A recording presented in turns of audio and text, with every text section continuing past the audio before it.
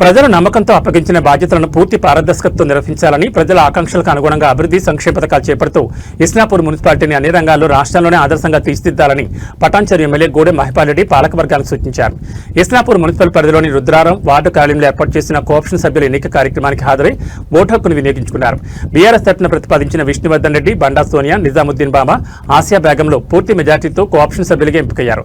అనంతరం ఏర్పాటు చేసిన సమావేశంలో ఎమ్మెల్యే జీఎంఆర్ మాట్లాడుతూ ప్రతి కౌన్సిలర్ తమ వార్డు పరిధిలో నిరంతరం క్షేత్రస్థాయిలో పర్యటిస్తూ ప్రజల సమస్యలు తెలుసుకుంటూ వాటిని పరిష్కారానికి నిబద్ధత పనిచేయాలని కోరారు.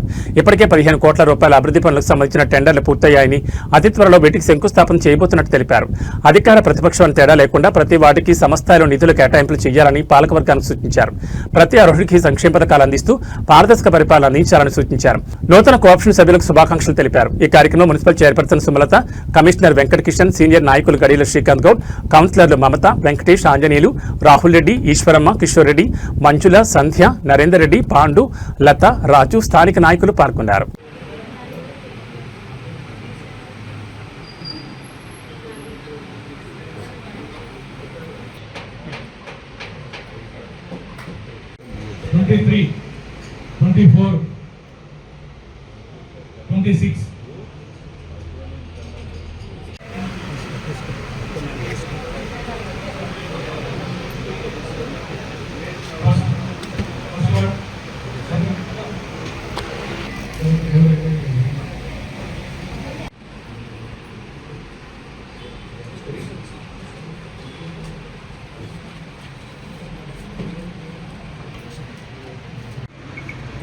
వార్డు సభ్యురాలు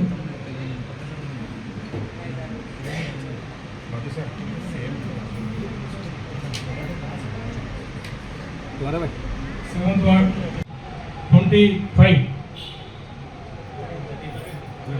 13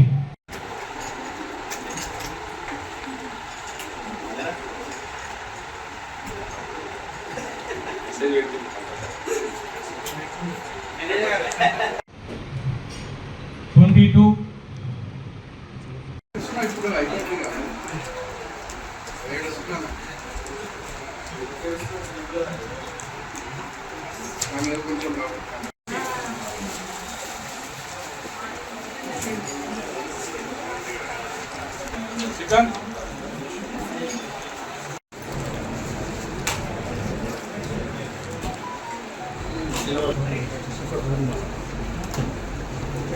నాన్న